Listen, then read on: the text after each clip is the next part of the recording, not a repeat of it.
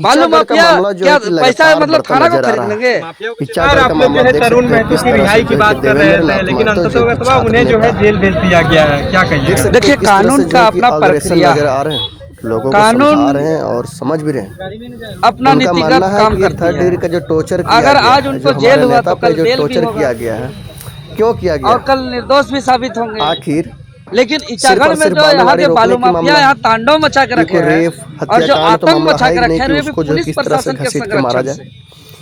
धीरे धीरे देखा जा रहा है कि इस मामला जो है चाहे और सिल्ली गंभीरता क्षेत्र हो या गंभीर इचागढ़ रूप से क्षेत्र होने का जो भी मामला पुलिस बताया जा रहा है। प्रशासन के संरक्षण से और अवैध देख बालू सकते हैं ढुलाई किस हो तरह रहा है से वो जो है कि बंद लोगों को किया जाए, संबोधित करते क्योंकि नजर आ रहे हैं। सिंडिकेट बना हुआ है, देवेंद्रनाथ एक महतो सिंडिकेट है जो हमेशा ये छात्र सब का अवैध काम आवाज चला रहा है। और वो देवेंद्रनाथ सिंडिकेट महतो ने थाना आज भी प्रभारी से लेकर के छात्रों के लिए काफी प्रशासन लड़ाई लड़ते हैं, महकमा में चाहे वो पूरा ऊपर तक से लेकर छात्र की पढ़ाई की सब बात थाना हो, तक लोग छात्र की मैनेज लड़ाई करने की का बात काम हो, करता या है। फिर तो ये हक सिंडिकेट अधिकार की को बात हो। पकड़ना होगा हमेशा और ये छात्र नेता सिंडिकेट देवेंद्रनाथ को महतो अपना जो कि हमेशा हिसाब किताब लगाना छात्रों होगा। के लिए और इसके लिए हम लोग एक थाना प्रभारी को हम लोग अच्छे बात नेता, करते हैं कदकास्ट नेता बन कि वो चुके हैं। सिंडिकेट जो चल वीडियो रहा है को वो शेयर थाना करें। प्रभारी के संरक्षण से चल रहा है। और आज देखिए कि क्या तरुण महतो कोई अपराधी थे, क्या कोई गुंडा थे, क्या कोई चोर थे, क्या थे? वो एक आवाज को उठा रहे थे जो अवैध काम को रोका जाए, बालू अवैध ढुलाई न किया जाए, लेकिन उस पर जो है कि साजिश और षड्यंत्र के तहत फंसाया जा रहा है। घटनास्थल पे गोली भी चलाया गया। तो अच्छा, आप अभी तरुण महतो से मिले तो क्या स्थिति देख पाए? क्या उनके साथ कोई टॉर्चर भी किया गया है, क्या कि मारपीट भी हुई है क्या? देखिए टॉर्चर किया गया है और अभी इनका मेडिकल होगा और मेडिकल से सारा चीज पुष्टि होगा। हम लोग पूरा मेडिकल की मांग किए हैं कि इसका जांच किया जाए हम लोग की निगरानी पर, पूरा उनका एक्सरे किया जाए, MRI किया जाए, पूरा डॉक्टरी रिपोर्ट निकाला जाए। अगर पुलिस प्रशासन किसी भी प्रकार का मारपीट की है तो थाना प्रभारी पर निलंबित हो। और यहाँ जो कोई कार्यरत मुंशी और थाना प्रभारी कौन है, सालों साल से यहाँ बैठे हुए हैं, यहाँ जमे हुए हैं, यहाँ पसंदीदा बन गए हैं, तो इस पर कार्रवाई का हम लोग मांग किए हैं और ये सब सिंडिकेट बंद किया जाए। अगर बालू अवैध ढुलाई अगर बंद नहीं होगा तो हम लोग अब यहाँ आंदोलन का ऐलान किया है और अब आंदोलन चलेगा। इसीलिए साफ साफ मेरा निर्देश है कि अवैध बालू ढुलाई बंद होना चाहिए। अवैध बालू ढुलाई तो ये प्रशासनिक व्यवस्था ना, उसको कानून के दायरे में रहकर अरे काम कानून करेंगे। के दायरे तो पे फिर करें आप ना। लोगों को समाजसेवी वर्ग को इतना रात में आने की क्या जरूरत है? देखिए, जनता एक समाजसेवी को जब बुलाए, चाहे दिन में बुलाए या रात में बुलाए, एक समाजसेवी का कोई ड्यूटी नहीं होता है, वेतन लेके कोई काम नहीं करता है कि भाई वही 8 घंटा उसको ड्यूटी करना है। समाजसेवी गोली चलाएगा कोई, रौब दिखाएगा कोई, डराने का भय दिखाने का कोशिश करेगा कोई भी माफिया नहीं बचेगा। जो माफिया सोचते हैं ना कि 8,000 वसूली करके हम दे देते हैं तो हमको कोई कुछ नहीं करेगा। खबरदार माफिया, जो भी गोली चलाया है उसको छोड़ेंगे नहीं, उस पर कार्रवाई होगा। गोली चलाने का इजाजत किसी को नहीं है, गोली चला देगा कोई। और हम जांच करा के रहेंगे, हमको जहां तक जाना पड़ेगा हम इसको जाएंगे। हम राज्यपाल तक जाएंगे, हम माननीय मुख्यमंत्री जी तक जाएंगे, हम DGP तक जाएंगे, हम हर जगह जाएंगे। ये लोग कितना को खरीद सकता है हम देखते हैं। हमारे केंद्रीय अध्यक्ष माननीय जयराम महतो जी से भी बात हुई है। जो भी थाना प्रभारी या पुलिस प्रशासन जो दोषीदार हैं उस पर कार्रवाई होना चाहिए और हम लोग को आश्वासन मिला है उस पर कार्रवाई होगा। और हम लोग मांग किए हैं कि एक भी अवैध काम नहीं चलना चाहिए, अवैध काम पूरी तरह बंद होना चाहिए तो बंद होना चाहिए। अब एक भी अवैध काम अगर चला तो सीधे तौर पर हम लोग उलगुलान करेंगे और थाना को हम लोग घेरने का काम करेंगे। थाना को हम लोग घेरेंगे, थाना को हम लोग जवाब मांगेंगे कि कैसे हाईवा जो है कि इचागढ़ से सिल्ली से कैसे जो है कि आपका जमशेदपुर या रांची तक दरबार सज रहा है, कैसे जो है कि इतना अवैध तरीके से ढुलाई हो रहा है। अरे कोई गरीब आदमी है, उसका ट्रैक्टर का इंस्टॉलमेंट नहीं भर पा रहा है, उस पर तुरंत कार्रवाई करते हैं। कानून होता है। और थाना को क्या ढाबा है कि कोई भी आदमी आ जा रहा है थाना में? सोचिए, रात में आदमी माफिया लोग आ रहे हैं और माफिया लोग घुस जा रहे हैं तो क्या कोई खाने आ जाता है? ढाबा है क्या? और घटना स्थल पर जो फायरिंग हुआ इसको तो हम जांच करा के रहेंगे, छोड़ेंगे नहीं। जांच को लेकर कहां तक जाएंगे? हम राज्यपाल तक जाएंगे, मुख्यमंत्री महोदय तक जाएंगे, छोड़ेंगे नहीं माफिया को। गोली चलाएगा कोई, रौब दिखाएगा कोई, डराने का भय दिखाने का कोशिश करेगा कोई भी माफिया नहीं बचेगा। जो माफिया सोचते हैं ना कि 8,000 वसूली करके हम दे देते हैं तो हमको कोई कुछ नहीं करेगा। खबरदार माफिया, जो भी गोली चलाया है उसको छोड़ेंगे नहीं, उस पर कार्रवाई होगा। गोली चलाने का इजाजत किसी को नहीं है, गोली चला देगा कोई।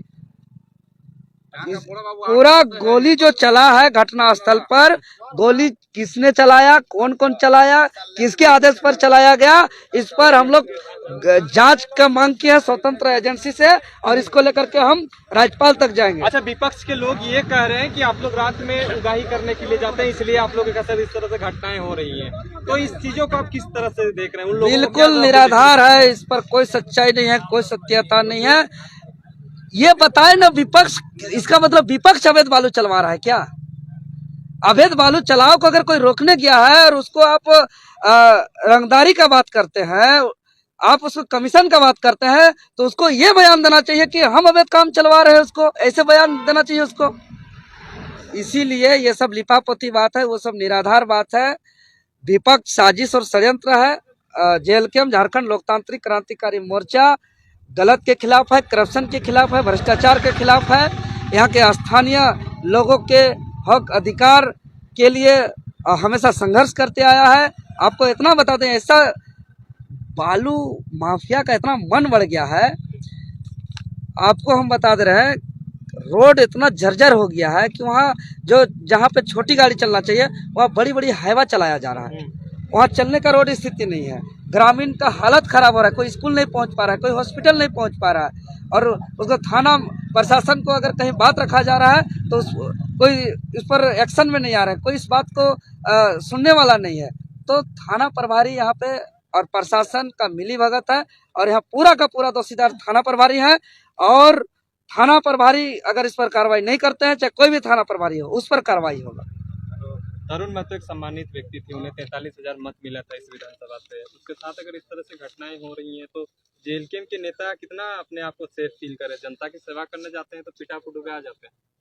जी, यही तो जनता को देखना है कि तरुण महतो एक साधारण व्यक्ति नहीं थे, एक सम्मानित व्यक्ति थे, इचागढ़ के आम आवाम का एक तरीके से मसीहा थे, और उस पर इस तरीके से बर्बरतापूर्ण लाठीचार्ज करना यह पुलिस प्रशासन का गुंडागर्दी का मंशा को दर्शाता है।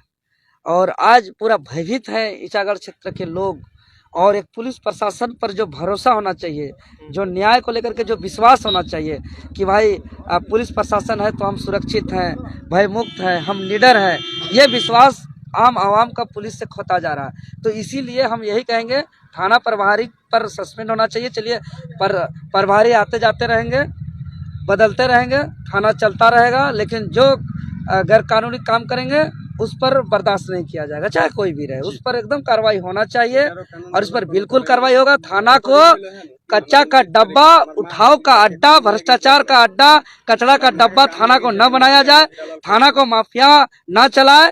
थाना कानून से चलता है, थाना संविधान से चलता है। हम लोग संविधान पढ़े हैं, हम लोग कानून जानते हैं, हम लोग मास्टर डिग्री किए हैं, हम लोग पीएचडी किए हैं। आज बताइए कि कोई थाना कैसे चलाया जाता है, हम लोग जानते हैं, लेकिन ये लोग थाना में 3 बजे 4 बजे यहाँ बालू माफिया का क्या काम है, यहाँ आता जाता है। एक बालू माफिया थाना के सामने फायरिंग कर रहा है जी। हमको तो ये भी सूचना आया है कि वहाँ पे घटना स्थल पर कोई बालू माफिया वहाँ फायरिंग कर रहे हैं। सोचिए, बालू माफिया फायरिंग पे उतर जा रहे हैं, मतलब इस पर जांच होना चाहिए। बालू माफिया क्या पैसा मतलब थाना को खरीद लेंगे? माफियाओं को चेतावनी दे रहे हैं। माफियाओं को चेतावनी है, थाना प्रभारी को चेतावनी है, क्योंकि कानून लॉ एंड ऑर्डर का रखवाला थाना प्रभारी को है, पुलिस प्रशासन को है। लेकिन पुलिस प्रशासन के मौजूदगी में कोई माफिया या कोई भी व्यक्ति अगर फायरिंग करता है तो ये बहुत गंभीर मामला है। इस पर हम कार्रवाई करा के रहेंगे, इस पर हम जांच करा के रहेंगे। हमको जहां तक जाना पड़ेगा हम इसको जाएंगे, हम राज्यपाल तक जाएंगे, हम माननीय मुख्यमंत्री जी तक जाएंगे, हम डीजीपी तक जाएंगे, हम हर जगह जाएंगे। ये लोग कितना को खरीद सकता है हम देखते हैं, लेकिन पूरी तरह गैर कानूनी तरीके से बालू उठाओ बंद तो बंद होना चाहिए। और ज्यादा करेगा तरुण महतो को जेल भेज करके डरा देंगे सोचा जा रहा है, तो ये गलत है।